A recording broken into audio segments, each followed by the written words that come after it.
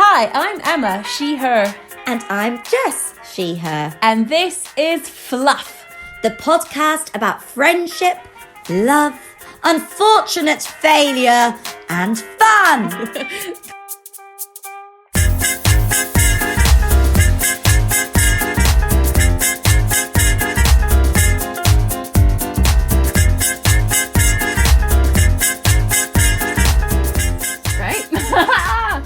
Hi, everyone. Okay.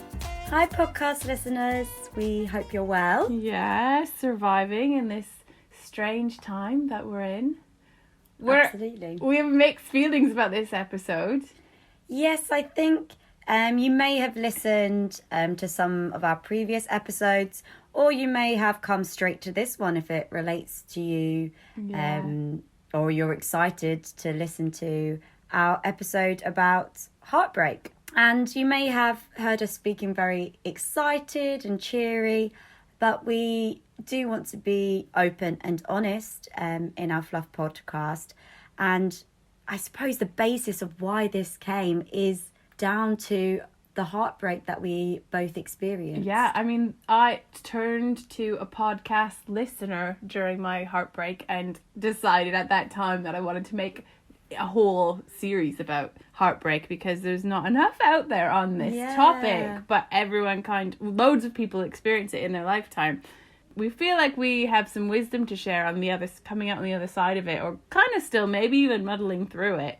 And it's an important life-changing, person-shaping experience. Definitely. So it's coming with empathy for everybody in terms of understanding the intense pain and confusion and anxiety that lasts for a long time with heartbreak.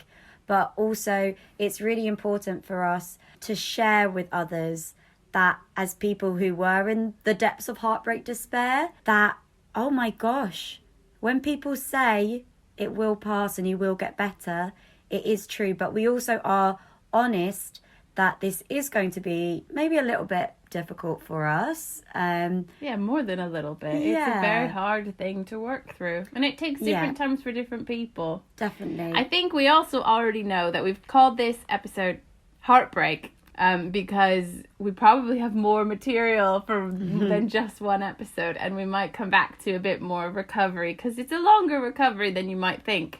But for now, we're going to just sort of work our way through that initial phase. Yes, because we can give credit to ourselves that heartbreak is a traumatic experience, and therefore that trauma does get deep rooted within you, and therefore it does need unpicking and exploring when you're ready, just to enable yourself to open up your heart again and to the pain that it has experienced. And we are both coming from the perspective of people who were left by our partner. So this might not quite fall in line with other people's experience, but we wanted to share from our perspective. And this is not us going into detail of what happened in our relationships. We're respecting our exes within that. Yeah, of course. But what this is about empathy for people who are feeling the emotions attached to heartbreak. And when we get there, if we get there in this episode, we're yet to find out, is about sharing the positivity that things do get better. Our beautiful podcast listeners. And so much good can come from a massive life change like a heartbreak. And I think even our friendship is testament to that. So before we get too deep into it, what are we drinking, Jess? Yes, well, it was only right. For some reason, it feels very thematic. It is one of our favourite drinks. It is a Bloody Mary. Yeah, for our achy, breaky heart. Absolutely. Oh, just take a... And mine is also almost at the end, which also seems appropriate because I'm a bit further on my journey than you, Jess. I'm holding on to the vodka. Yeah. We would like to share our Bloody Mary tips because we are huge fans, and we don't just have tomato juice, vodka, a bit of Tabasco, Worcester sauce, vegan style is our one. So much more than that, everyone. We pour it all in, don't we, Emma? We pour in gherkin juice, jalapeno juice, sauerkraut juice, olive brine. Yeah. We do go hardcore and we put in anything pickly, briny, just to give it all the flavours. A kick. You want it to be salty enough, citrus enough, tomato enough. I said spicy enough. And of course vodka enough. And you don't want it thick, so you need all those little bitsy bobs. It is a bit of a snack. It's but a meal. Slides down easily. Yeah. And you can also have a Bloody Maria, which is made with tequila, but Emma is not a fan of the tequila. No. And also, if you're Canadian, you would be having a Caesar, which I actually prefer to a Bloody Mary. But you have to have a quite particular ingredient that you can only get in my homeland. So at the moment, we're having Bloody Marys, and it's a better name, maybe. Yes, absolutely. So we are giving you a little cheers. And of course, if you aren't partial to the alcohol content, you can absolutely have a Virgin Bloody Mary. I used to have them for breakfast. I grew up on those. Yeah. All right, cool. So back into the heart zone. And I suppose I'd just like to say as well, if this is a difficult episode for anybody to listen to, if you've got tissues around you, or maybe it's a bit raw for you right now, we support you and we care about you. But ask us any questions. We are here because we are going to let you know that it's going to be okay. Yeah, and we're all about solidarity. The only way through something like that is through new connections, is through other people, is through rediscovering all the love in all the other parts of your life, because I promise you it's there. So Jess was just saying, yes, we're coming from the perspective of two people who were left. And I just want to say, first of all, we've never been the leavers. Ever. I don't know what that says about us, but we've never been the leavers. But a few years down my path, I now am in a position where I think actually leaving is brave. Leaving, if you know it's not right and you can't work it out, is better to leave than to stay and both be unhappy, because an unhappy partner makes their partner unhappy. So if it's not going to work, by all means, you need to end that relationship. It's just kind of about how it's done and about doing it with the most care and support for a person who's invested in you and you've invested back in them. And we know there's two sides to every story, but this is our side. Yes. And we did say in our first episode, we shared that Emma and I both had a very sudden and unexpected breakup. And to the point, I am not even a year into mine. I am doing very well and recovered and moved on. But I do still have a lot of pain from the situation about what happened to me, because I didn't see it coming and it happened in a very horrible way. And that horrible way, I think, is what is causing me the pain, because it was so shocking and it actually happened after a date night. Yeah. And it was very shocking. But yeah, I think I might be lost for words in this one at points. But yeah. So this is sort of going quite deep for us, and I'm coming up to my 3-year anniversary, and I've obviously, if you've listened to other episodes, you already know I'm married, I'm happy, I have my life sorted, but I'm still in therapy, and this topic still comes up because there is this feeling of abandonment that I haven't shaken quite yet, and I'm still working on getting over why that happened to me. Yes. And why that happened in that way. So, yeah. I think we have both been able to pinpoint the long-lasting pain to the word abandonment. That's what we use, the trauma of abandonment, because it was so shocking that it sometimes we find it might feed into other areas of our life. I think I lost a lot of confidence after the breakup. Yeah. And I've had to spend time building it up. And honestly now, listeners, I wouldn't change it, because I have become so much more of a more whole human from it, and a maturer human. Indeed. But sometimes I'm still like doubting myself, maybe because somebody who I thought loved me for the whole of my life did go. But I still wouldn't change it for the positives that have come from it. Yeah. And at this point, it's not so much, as you said, it's about that feeling of abandonment, and it's not mourning the loss of that person, although I'm now at a place where I can say there is care for that individual who I spent a significant amount of time with. But it's also you lose an imagined future, and you lose a whole life that you had invested excitement in and hope in and joy in. So that's as much the pain as that person being gone. Because suddenly everything you planned, from the dinner party this coming weekend to the house you were going to live in, to the holiday, to where you wanted to live together, is gone. And you can't fathom that in that first moment. Which is why I suppose heartbreaks are described, and you can give this credit to yourself, are described as a time of grieving. Yeah. And I think also what you're getting over is, and we haven't maybe said yet, that we were both in long-term relationships, which were our foreseeable future. We both lived with our partners, and we both were part of our partners' families and friendship circles. So our lives were very entwined, and we'd built a lot together with our partner and talked a lot about the future. And with that, you suddenly never see a whole group of friends again. You suddenly don't see family again. You suddenly are unable to eat certain things, listen to music, walk past certain places, because they are all so attached to this person that the previous night was sleeping beside you and you were cuddling tight. Yeah. And then the next night they've packed a bag and gone. Both of our partners packed a bag and just walked out. Yeah. And that is so hard. And we don't know what they were going through. And obviously it was enough that they changed their whole lives. But for us, it was one day a positive world, and the next day I don't even know who I am. But this is where enter friendship, enter connection, enter all the other amazing people who suddenly are there for you in your times of need. So my first week of heartbreak, because it's a slow burn, isn't it? There's the leaving day, upon which I was actually directing a show, and Jess was in it at that time, and I didn't tell a single person. Actually, I did tell my sister in Canada.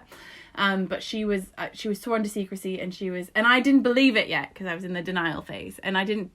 Yeah, so I went to this rehearsal, and after the rehearsal said, Jess, can I get a drink because something's happened? And so you were the first person I told. Yeah. It face to face. Yeah.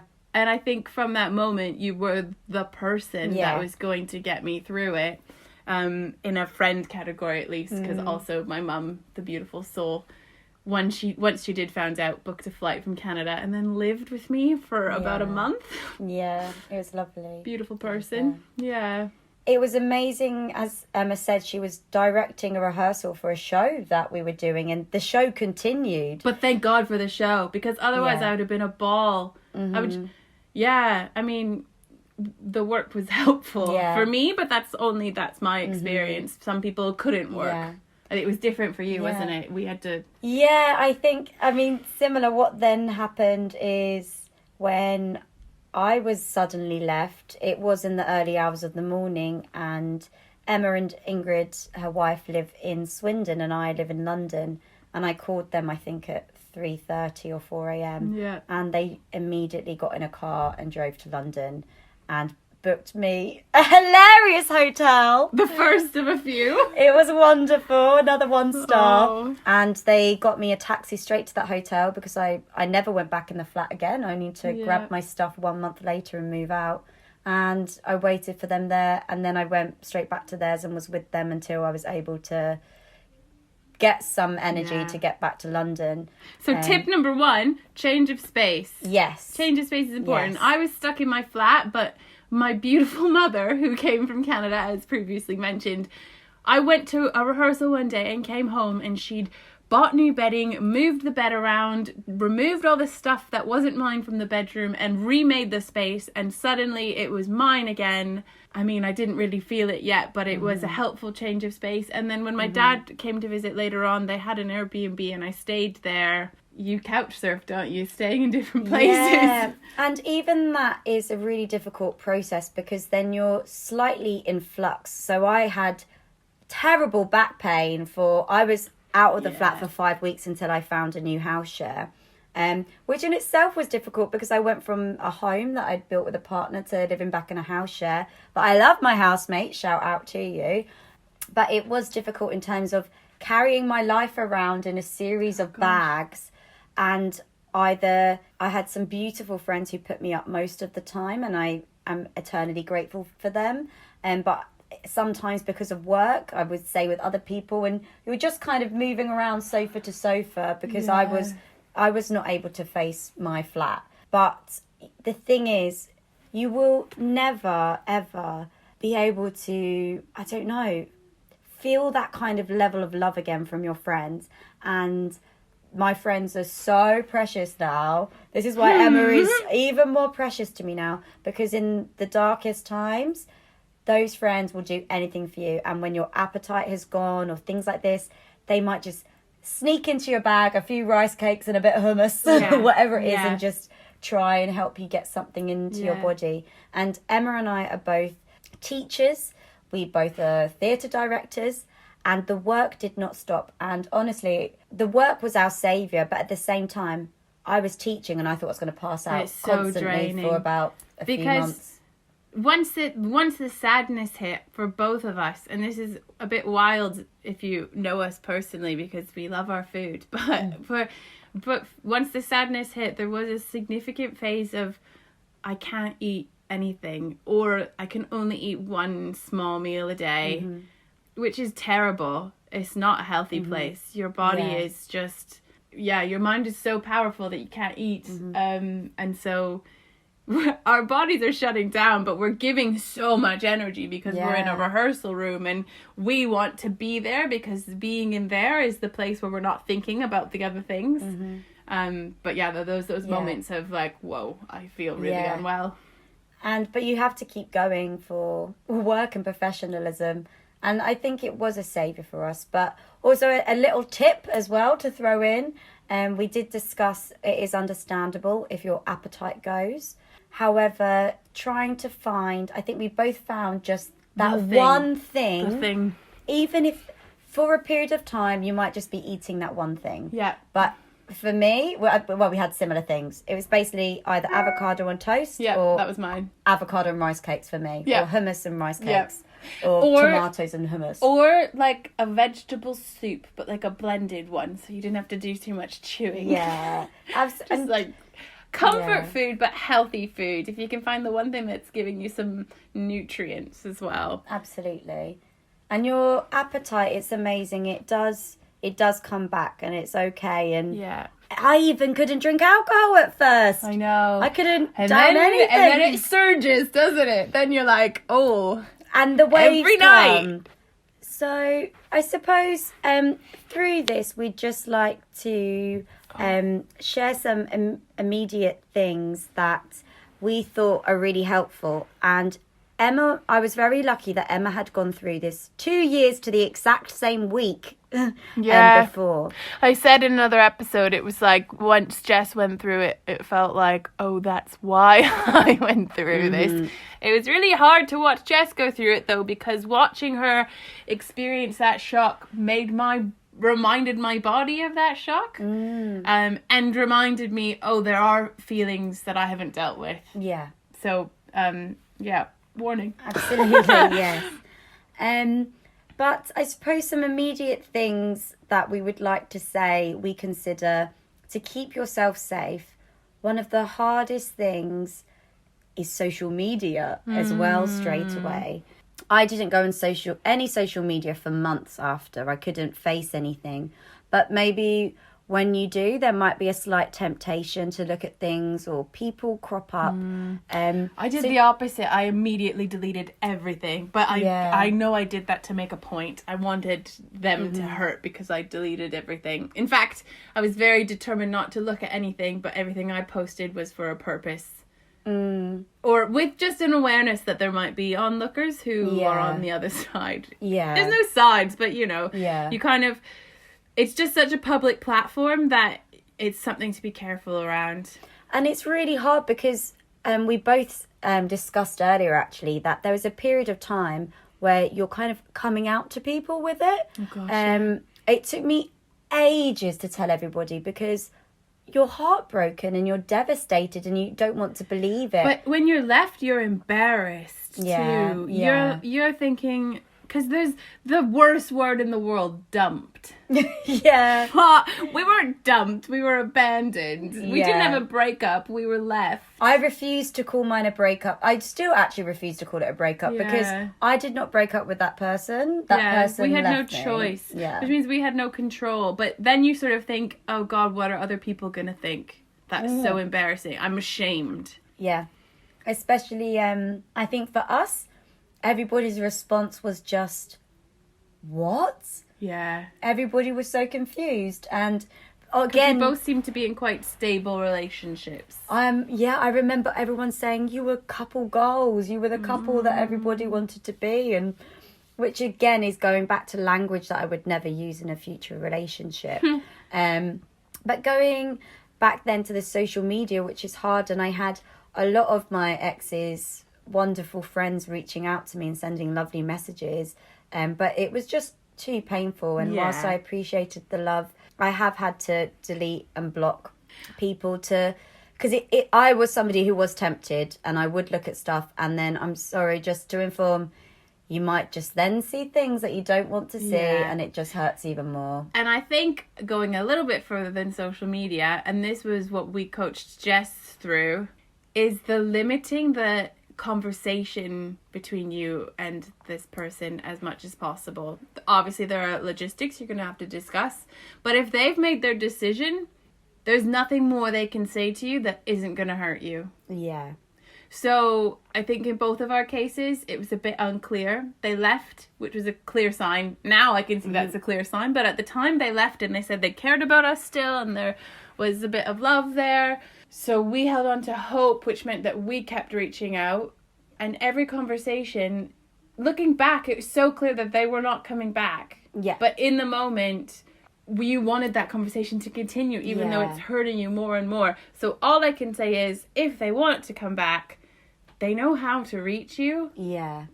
The space, the not contacting is the best tip, is the best advice. Because even you did it more smoothly than I did it because we were telling you not to. I followed everything more or less that Emma advised because I didn't trust myself, and I knew, and we will get into this a little bit because there is actually a lot of science that we would like to share.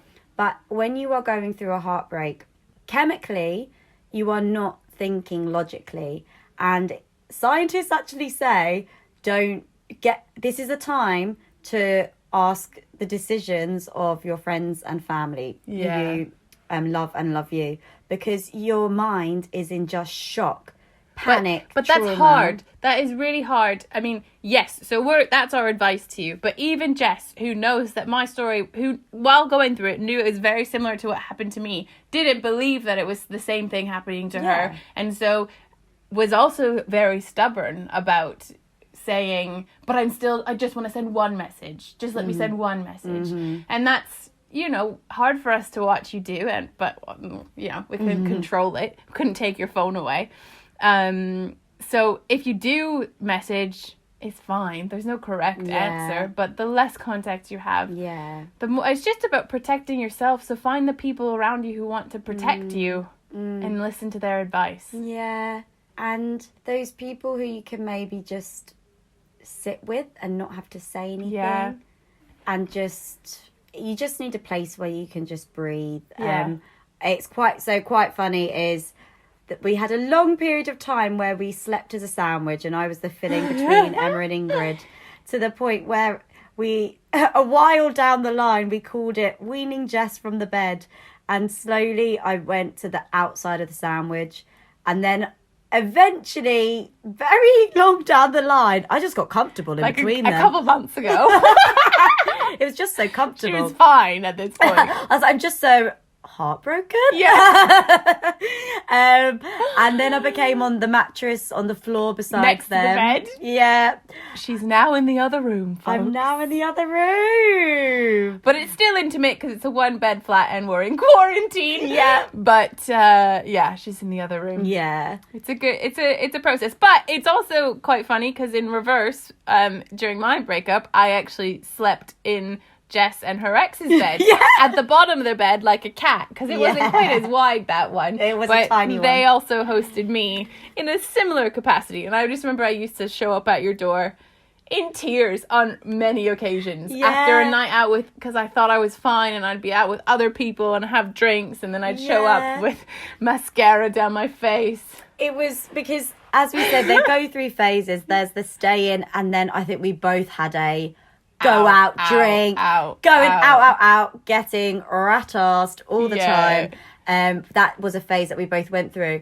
And Emma used to have this phone that the battery, it lasted for years. A 3-hour phone. Yeah. And so we knew Emma was potentially out, and it was so cute. They would just be waiting for the little knock at the door at 1 a.m, 2 a.m, and there she is. There was literally a time where I got in a taxi, and I never knew your address because it was that one flat you lived in. I never knew the actual address. And I would say the general area and then be like, I just said to the taxi driver, I'll know it when I see it. Yeah. Yeah. Oh. In a London taxi, because I couldn't get Uber because my phone was dead. And I think going off of that, and this is another tip, everybody, is if you can and when you're ready, there'll be a period of time when you can't, but tell people that I'm just heartbroken right now, or I'm going through something right now. And it is amazing. I'm a freelancer and I work for several different companies, but I did not want to tell anybody for a long time. Emma advised me to let your bosses know or let your contacts know, and they will help you. And once I started doing that, I started telling everybody, and the support that everybody gave me was amazing. So then I could say, I'm sorry, I am just not able to focus right now on this project, or I am not able to complete this task by this deadline. And all of my bosses did was just look after me. Because what was amazing for me is so many people have their own stories. And once you share yours, people probably share back. I remember, so I have my parents' friend, who's a man who I know, and I know well and love him, but we're not maybe best friends. He and his wife were FaceTiming me. They're in their 60s, bless them, in Canada, checking in because he'd gone through a horrible divorce at the same age that I was at my breakup, and was just saying all of his tips from way, way back when. And he's not someone I would ever have spoken to about romantic issues, but because he knew the scenario, suddenly this person was a support that I didn't know about. I was also, it's kind of weird to say lucky about this next one, but the summer of my breakup, 1, 2, 3, 4 close, well, I'm going to say 3 close friends, and then one who became a close friend, also went through breakups of the same level of significance. Not everyone had the same type of story. Some people were the leavers and some people were the left. 3 were left, 1 was a leaver. Mutual, I'm not quite sure. But that crew, my heartbreak crew, became the people I could talk to about all of my crazies. Because you have thoughts months in of, but what if I just buttered her toast differently and blah blah blah blah, and I could text that to one of these people and they'd be like, oh my god, I was thinking the exact same thing, and validate you. But also if they're not on a wave, they're gonna say, but calm down, it's okay, we're gonna get through this. And I remember when Emma went through her breakup, I was with my ex, and I remember the point when you said, I actually need my single friends now. Yes. And it is true. And I remember getting suddenly people who I'd maybe met once because I'm in the theatre industry, and maybe just messaging somebody as a contact, and then because I ended up being suddenly sharing it with everyone, and I just said it. I was like, oh, yeah, I've just had a breakup. To your cab driver, your bartender, your wax woman. Yeah. Oh, it's just because. Yeah. And suddenly everyone rallies around you and they're like, oh, yeah, I know, it's awful. So when you are ready, if you speak about it, you will find this amazing community of people who understand. And you need those people. So do, when you can, I suppose, reach out and share. People are way more beautiful and understanding than you may realise. And I think there's a reason why most plays, films, television are about some sort of heart issue and heart loss or breakup, because it is a huge traumatic event. It's not like something that you should be able to just get up and walk away from. If that is, then it wasn't the relationship for you. It's a big life event. Yes. And I think it's interesting we went through it in our late 20s. Yeah.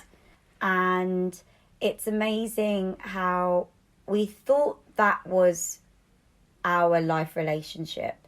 Yeah. And I cannot believe... But I think that's also the age where this type of breakup is more likely to happen. Because you've had enough time to have spent a significant amount of time with a person. And you're old enough that you could be thinking about next steps. Yeah. But young enough that you've not yet done them, and you can still change your mind.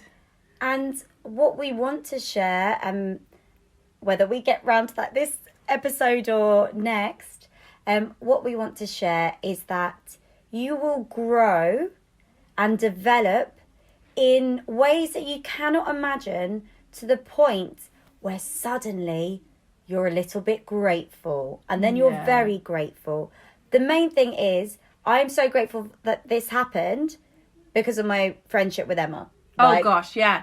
Because you would not be listening to this if we hadn't been through these heartbreaks. Yes, absolutely. And honestly, what I get from Emma is such a stronger, more supportive, solid love than I suppose I realised I maybe did feel in my partnership. Like, Emma's got my back. Yeah.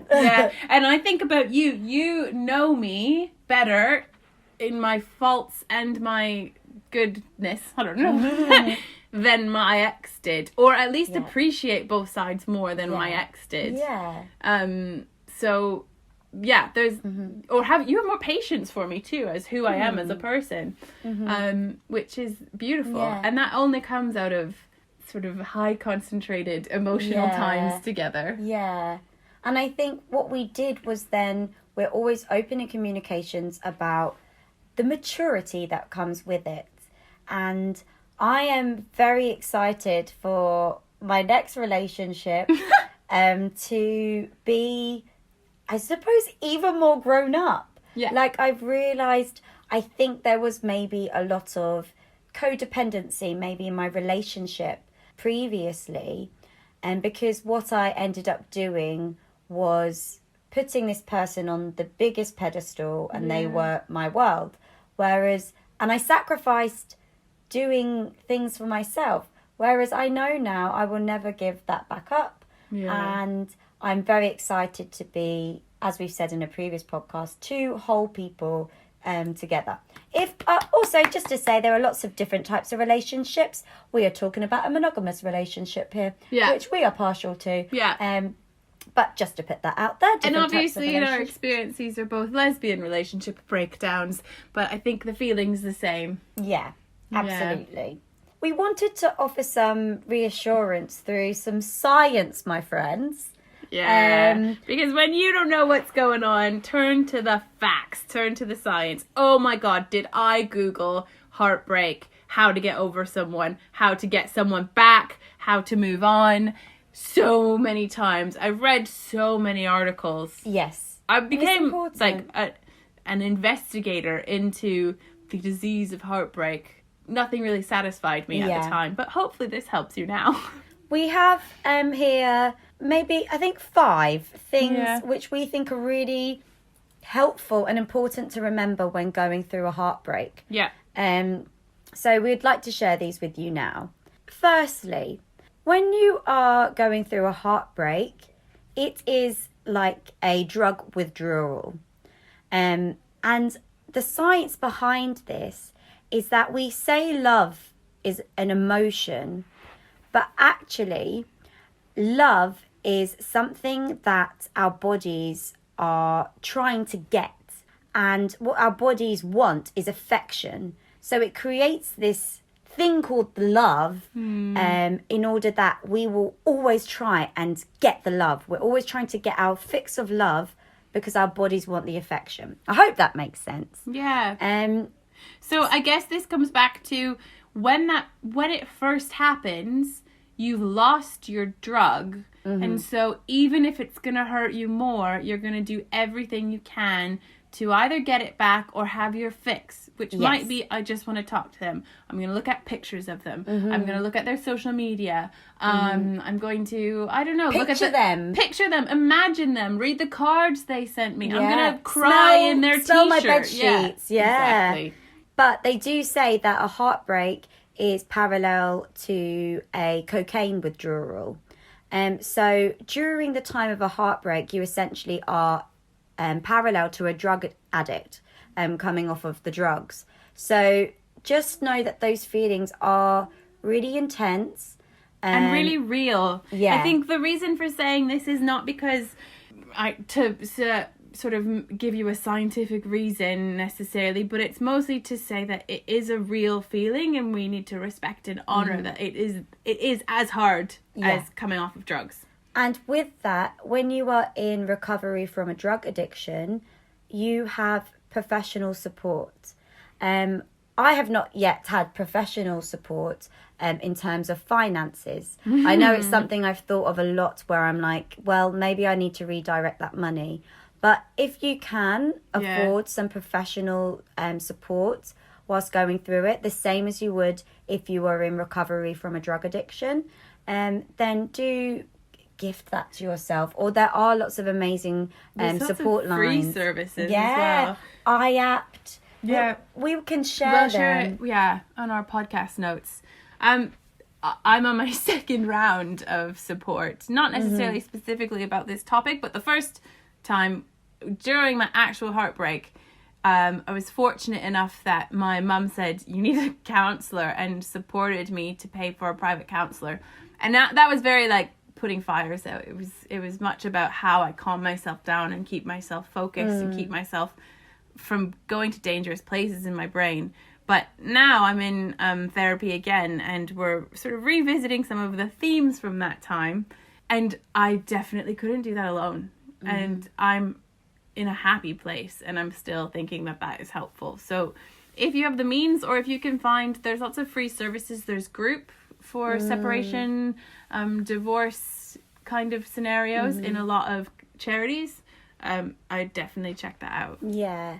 And it's just the talking about it. And with that, also, just number one, before you maybe pay for your therapy, the first thing that Emma did as soon as they picked me up and got back to their home was give me a very beautiful new mermaid notebook and a very beautiful purple pen. And Emma just said, write everything in here. And I think it took me a few days to start it. But once I wrote my first page, You couldn't stop. Yeah. I filled half a journal, I think, in the first 2 days of having my journal. Because I didn't have it right away. I was visiting home a few weeks after the breakup, and was shopping but not really paying attention, and saw a notebook and thought, you know what, I'm going to write some of this down. And I remember just sitting at the table in the kitchen and writing pages upon pages upon pages upon pages to them, to myself, to other people, lists about what happened, all the trying to just explain and make sense of it. But part of getting it out is really relieving. Yeah. I found it very helpful before bedtime because, let's be honest, everybody, bedtime is one of the most difficult times, especially if you are used to sleeping with that person every night wrapped around you. Yeah. And I just found it really helpful. And I think I have pages in mine which are just me scribbling in all sorts of patterns just with my pen, because I'm just getting my anxiety out. But then on the other side, so I moved after the breakup and then brought it with me and sort of kept it for a bit, and then found it again maybe 7 months later. And when you go back and read those first pages, it's like a first-hand account. It is a first-hand account of how unwell you were. And you can actually see your progress. And there's some sort of relief in that as well. If you go back to those first pages, go, oh, I'm not there anymore. Amazing. I never thought I'd be here. Yeah. And I remember the time I hadn't written in the notebook for ages. And I remember I went on a date which left me with some mixed feelings after it. And I ended up writing about that in the book. And I just remember the contradiction of saying, oh, I've just spoken about going on a date with somebody else and I've got some feelings inside that I need to get out. And it actually wasn't linked to the first pages, which are just, come back to me, I'll do anything to be with you. What can I do? What did I do wrong? Yeah. When I was not talking about that anymore. So pen and paper is very helpful. I don't know, just something to release that high energy to just bring you a bit of calm and peace. Emma, do you want to share our second piece of, we think, helpful scientific information? Yeah. Heartbreak makes your mind an extremist. Our brains are slow developers that are still cavemen-like in their programming. So when we experience stress, a stressful situation, particularly like a heartbreak, our brain sends out a fight or flight signal, as if we're about to be killed if we don't react. So this is the same sort of symptom. That's the same way they describe anxiety and panic attacks. Your actual nervous system is it's adrenaline that comes into you. Adrenaline, and then you get too much cortisol, so you're really, really lethargic. So you're kind of swinging through these two extremes, and you can't focus.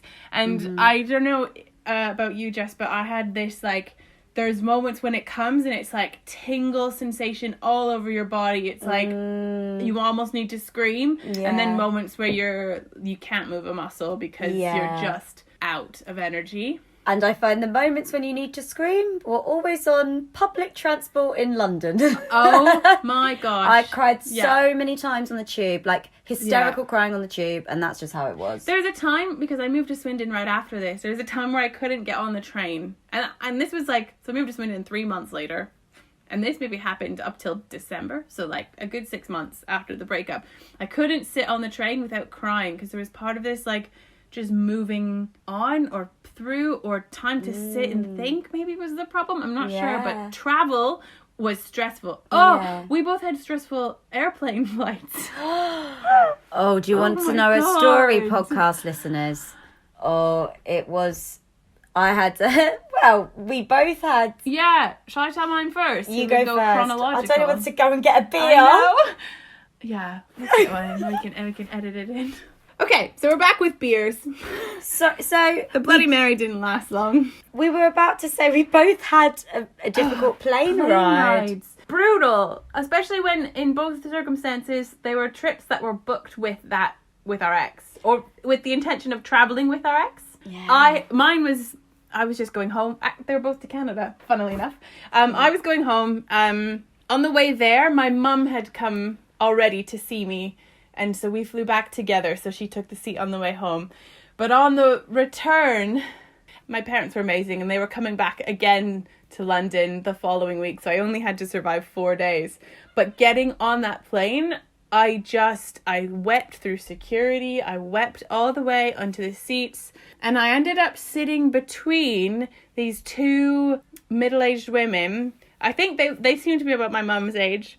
Canadian woman, because I was on Air Canada, and they were so lovely, and they were going on their first ever trip to London, and they kind of ignored me for a while, but then, about an hour in, they realized I hadn't actually stopped crying yet, and were like, honey, are you all right? Mm-hmm. And they just talked to me. They listened to my whole story. They told me their breakup stories from their past. Aww. They talked about, they're us in the future. 100%. They were leaving their husbands to go on this trip by themselves for the first time. And they walked me off the plane, got my luggage with me, and then sort of said bye. But that was one of those moments where I'm sitting on the plane. All the films remind me of that person. The flight itself, because we'd done it so many times, and we had airport traditions, the whole, everything is a memory at that point. But I suppose what you start to get, as we mentioned earlier, is when you get that kindness from even strangers. That's really beautiful, and you'll never forget those women. No, exactly. And I'm so glad that they were there to look after you. Me too, thank God. So I had a very difficult plane experience. I too was going to Canada, booked to go to Canada, and we were going to Emma and Ingrid's Canadian wedding. Woo! So, yay, exciting. But then a few days after booking this flight, she left. And when it came to the flight and the wedding, I remember, as you say, getting into the airport, and it was a terminal that we'd flown from sometimes before. And it's a very small terminal. And I just remember being like, I don't know where to... All I wanted to do was drink. I wanted to get drunk. That was my plan. I was going to get absolutely smashed. Yeah. And I had this plan, which was to tour all the places that served alcohol and say, hey, guess what? I've got an empty plane seat next to me today because my partner's just left me. And I tried this in every single place in the airport, and not one person gave me a free drink. Oh. I thought it was very rude. And I did crack, and I texted my ex in the airport. Oh, I didn't know that. Yeah, well, probably didn't say, but I did text, and I just said, this is horrific. I was like, you're supposed to be here, but you've gone. And now I'm on this. Yeah, whoopsies. And I again got on the plane and got really drunk, was really sad. And I had a layover for one night in Germany. So I had to go back. I'm so sorry for this. And when I got into the hotel in Germany, I said to the guy at reception, he said, what are you travelling for? And I said, oh, I'm going to my best friend's wedding, but I'm supposed to be here, but my ex left me and is not here. And he said, oh my God, let me get you a pint. Aww. And I said, thank you. And then when I went to bed, he poured me another pint and said, take that up. And I was like, thank you so much. This is what I've been after the whole time, free alcohol. There are good people out there. Okay, this was about how we have extremist feelings, though. And often it happens while you're traveling or while you're going from one place to another. It's whenever you have time to just think. Because work is where you're not thinking, or maybe when you're with other friends and you're not talking about it, which is rare. But the idea of thinking, I'll never find love again, I'm going to be alone forever, they were the only person for me. Those are examples of extremist thoughts, which 100% you think for a long time. And just to add to that, I think Emma and I both turned it back onto ourselves and questioned ourselves so much. And it really wasn't anything to do with us ultimately. Or... from what we know. We don't know. We don't know. We still don't know. Maybe I am a horrific partner. I just like to cuddle. Let us know, Fluff, if you think it was our fault. No, we don't know what happened. So obviously we spent a lot of time saying, oh, I should have been better at this. I should have listened more. I should have done this. I should have done this. I should have let them do that. I should have blah, blah, blah, blah, blah. I should have washed up the stuff. I should have washed up the crockery so much. If I only hadn't done this one thing, then of course they'd still be with me. Don't fart too much. Yeah.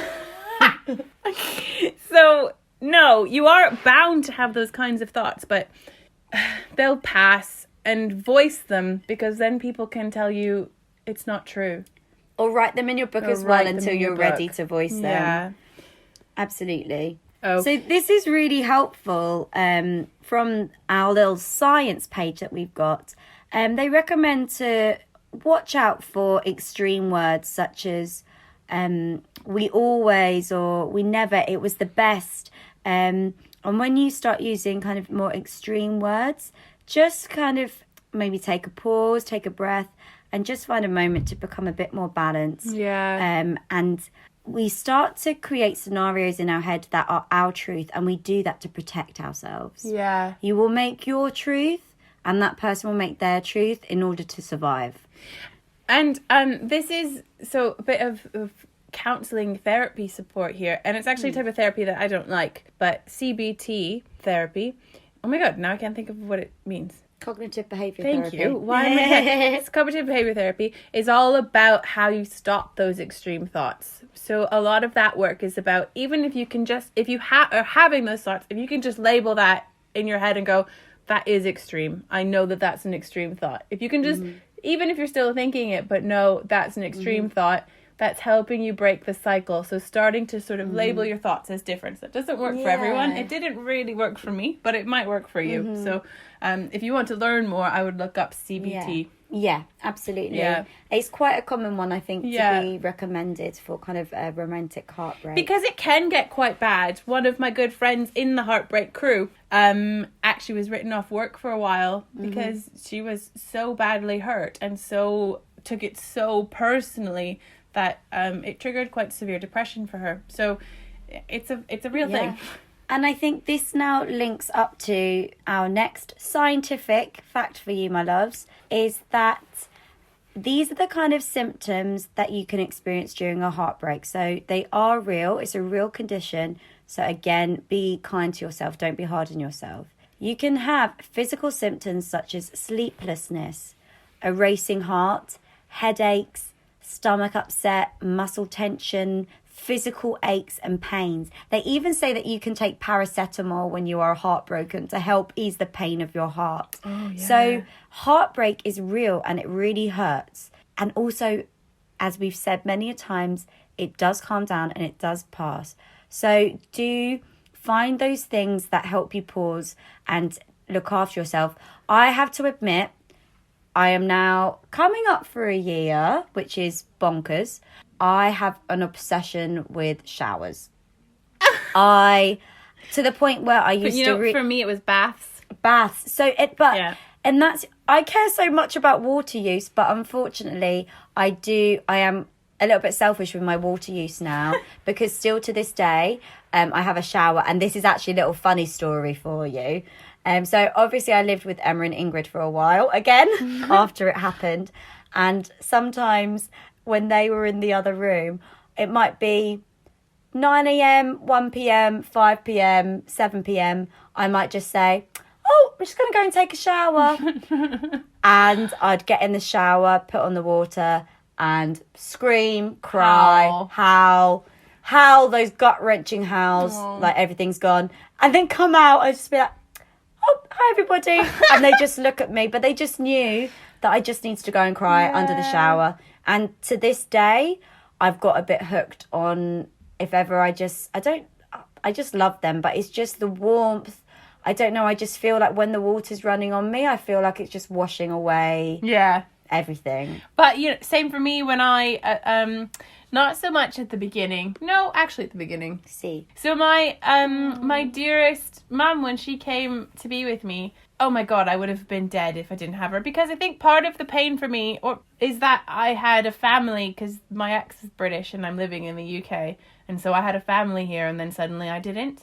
So my mum came, and if it wasn't for Jess or my mum, no one else in this country would have really cared that I was hurting on my own. So that was really important. And she, in some ways, it was the most adult she's ever treated me, but in other ways, I was totally a baby again. And I remember her making me a bath, and I got in the bath, and she was just coming in, checking on me, rubbing my back, making sure I was okay.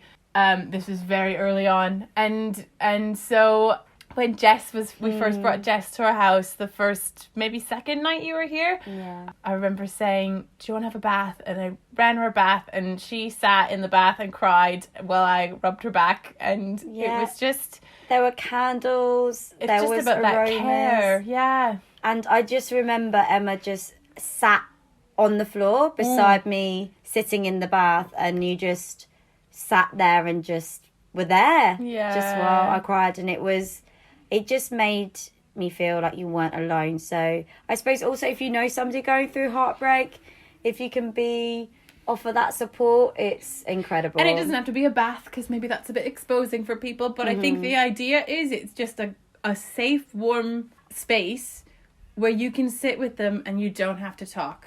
Yeah. Because you at that moment didn't want to talk. You were just looking for space and love. I remember waking up in the mornings, and I wasn't sleeping, and this is when I was at Emma and Ingrid's again, and sometimes I remember Ingrid would get up a bit earlier maybe and come into the room where I'd taken myself to cry, and would just sit in a lump on the floor and cry at 6 a.m, 5 a.m, and Ingrid would just sit behind me and just rub my back and just not say anything. Having her breakfast, ready to go be a vet and save the world. Just a quick back rub on the old heartbroken girl. But podcast listeners, our final science tip is wonderful, I think. So go for it. We have the ability to move on. My therapist says the brain can and wants to heal. It has all the tools it needs within itself. You just need to have the ability, the power, and the strength to unlock it. It's very hard in the first bit to think, I'm going to be able to move on. You're having those extreme thoughts. Mm-hmm. But it will happen even slowly. You don't have to put into action right away things about moving on. But eventually, your world will become bigger. There's that model of grief where it's like, your world is this circle. And then when something happens that hurts you, when someone dies, leaves you, whatever it might be, you scribble in that whole circle. It impacts every part of that circle. That grief never gets smaller, but your circle becomes bigger. Mm-hmm. And when that happens, you are more able to move on. And this is it. Like, your body does want to heal. It wants to protect you. It wants you to survive and make it through. And it will. Emma, maybe it would be nice to share with our podcast listeners, what are some things that you have done, be it hobbies or things you discovered about yourself, new ways about you that you did not have before and you have discovered since and that you love and you're just so grateful that they're in your life right now? Oh my gosh. There's a lot of things. I'm a very different person from the person I was in my past relationship because, like you, it was quite codependent and all-consuming. So if they weren't interested in that thing, I wasn't interested in it either, even if it was parts that were important to me.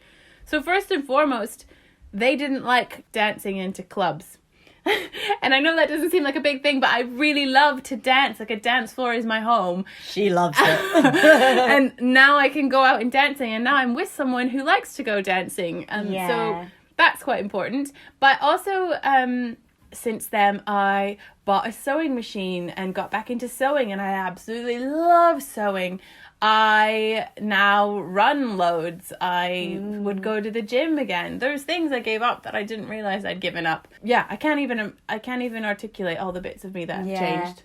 And how about you? Yeah, I think for me it was about, I feel like I became a bit of a housewife. I loved my partner so much that I just became very much, I gave up my own social time to support my partner's life in a way, or what I thought would support them. And I gave up all the things that make me sore. The things that make me sore are dancing and yoga. So I now absolutely go to yoga and I absolutely go to my dance classes, and it just makes me so happy.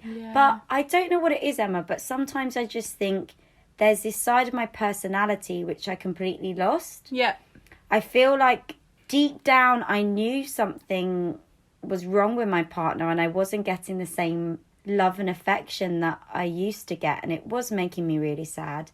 And I think that did impact on my ability to be my kooky, quirky, loud self. And now I just feel I've got my voice back. I feel silly again.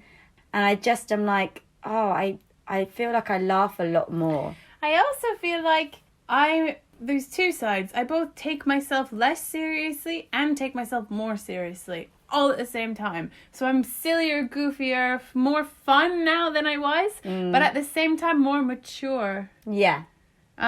Because you've changed and you've grown up and you realize you don't have to hold yourself to that standard. And I think I'm more relaxed as a person. Yeah. And I think you start to, then that matters and you prioritise that, which is what we say about entering into a new relationship, if you want to, is that I think I gave up my health. That's what I gave up. So did I. Yeah, we sacrificed our health to the point where I had a lot of habits which were really impacting on my mental health. They were not helping me think clearly. I wasn't sleeping because my partner came home late and I was wait up until 3 a.m. to see her, but I got up at 6 a.m. and I did that for so many years, and it just completely drained me. And now I just feel fully functioning. I feel alert, and I just feel so blessed to have strong friendship. We also both are very attached to astrology as well. Astrology has become a key part of daily life. One of us might have even gotten an astrology breakup tattoo. But I still love it, so no regrets. Oh, actually, we both have got recovery tattoos. Yes. Don't do that if you're not a tattoo person. But I personally like having a mark of my strength. It's beautiful. On my body, you know? Absolutely. Yeah. And I suppose let's just share some of our positive things with our podcast listeners. I just want to say you may end up valuing yourself more than you ever did before. And more than you can imagine. Yes. At this moment. And then you reach a point where I feel now like I won't let that go. You learn what you need to fight for to be happy. Yeah.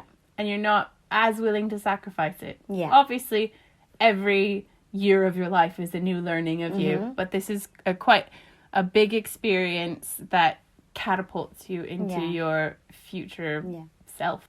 And so now I just have a whole new level of empathy. And if anybody ever tells me that they're heartbroken, I'm going to give them either the biggest real squeeze if they want, or if not, I'm just going to find ways to support them because it's real. And so podcast listeners, if you want to message us, if you want to, I don't know, have a video call with us, whatever. Yeah. If you want to tell us your story, if any of this information helped, if you're someone from the other side of the story and want to get in touch, please let us know. Yeah. So if you do want to message us or get in touch about any of your stories, our Instagram and our Twitter are @fluffcreatives, or you can email fluffinquiries@gmail.com. Absolutely. And you can do that with any of our episodes. Please do get in contact if you want to have a chat. But as we said, Heartbreak and Heartbreak Recovery is why Fluff is here first and foremost. It's real. It's real. And we want to be here for you. Yeah. So please know you are not alone. We spoke about reaching out to friends. If that is not possible for anyone, if you don't feel that you have those people to go to, then hey, Fluff is here for you, okay? Yeah. We understand and we don't want you to ever feel alone. Be safe, be happy, be kind to yourselves. Thanks for listening, and don't forget to rate and subscribe. We're excited to welcome you into our Fluff family and bring you some gorgeous sparkles every Friday.